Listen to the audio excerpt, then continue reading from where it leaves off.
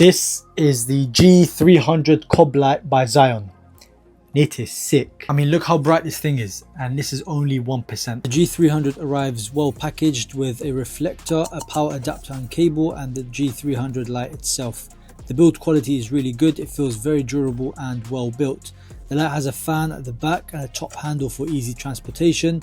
The power cord plugs in at the bottom, and it's got an adjustment lever to change the angle and tighten the light to the stand. It comes with a protective cover for when not in use, and all accessories use the Bowings attachments, so you can use other accessories that you may have lying around. The power adapter has all the controls and it's really easy to use. The control wheel on the right allows you to go through the temperature. This is a bi-color light which ranges from 2700 to 6500K. If you press down on the wheel, it will go through a number of different presets ranging from tungsten to daylight. The left wheel allows you to control the intensity, and the switch in the middle obviously turns the light on and off. Overall, it's very easy to use and the LED screen is very bright and clear. Here's a quick display of the light ranges at different brightness levels. Overall, a very nice and well built light which is lightweight and very powerful. Be sure to check these guys out. Peace.